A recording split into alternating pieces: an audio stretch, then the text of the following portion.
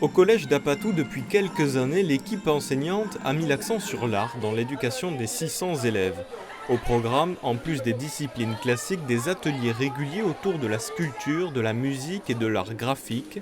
Et s'il y a un élève qui excelle en la matière, c'est le jeune Saviento. À 13 ans, il est le dessinateur du collège, une passion pour l'élève, mais surtout un talent repéré très vite par les professeurs.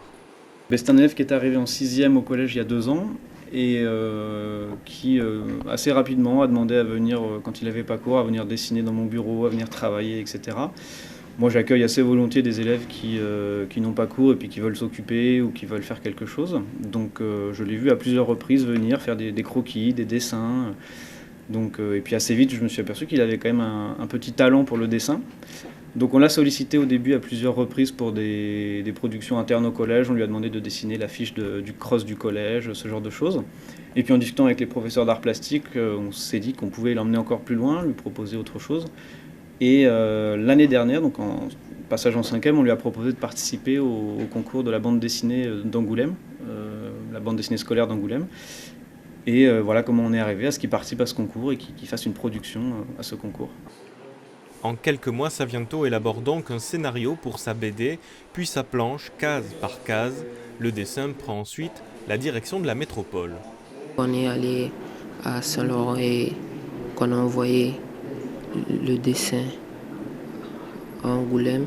Et après, Monsieur Lévis m'a appelé, il m'a dit que j'ai reçu la 3e place à Angoulême. Et tu t'es senti comment à ce moment-là? Je me suis senti heureux parce que ma mère m'avait dit que je savais bien dessiner, elle m'a encouragé et tout ça, tous mes proches aussi.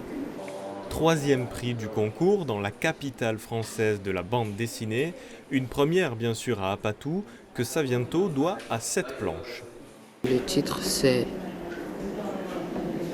Le chemin de la liberté et le personnage principal s'appelle Chéni. Je me suis inspiré de mon nom pour le donner. Et il voulait être libre et devenir indépendant. Lui avec ses camarades, ils se sont évadés pour aller en Guyane parce qu'ils étaient en Suriname.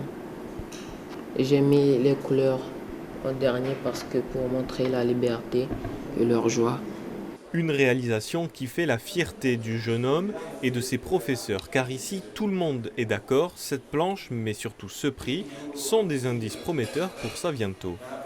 Pour une première production d'un élève aussi jeune, il y a très peu de choses à redire, autant au niveau du dessin que de l'écriture scénaristique, de la construction de la planche et du découpage, que du scénario en lui-même. Il reste encore quelques progrès à faire pour celui qui se voit déjà professeur d'art plastique ou dessinateur de BD, une vocation qu'il tient depuis l'enfance, depuis ses premiers dessins, pourtant réalisés dans un milieu à Apatou où l'art est très peu présent, loin des musées et des galeries. Alors pour faire naître de nouveaux talents, le collège d'Apatou mise sur des résidences d'artistes. On vit vraiment dans un isolat social. Et les élèves, c'est ce qu'ils vivent. La plupart d'entre eux habitent dans les campus. Donc, ils doivent pouvoir voyager, de mon point de vue, au quotidien. Alors, voyager physiquement, ce n'est pas facile. Par contre, à travers l'art, la résidence d'artiste, c'est vraiment une occasion extraordinaire, puisque l'artiste vient à nous à travers cet art qui est ancré sur le territoire.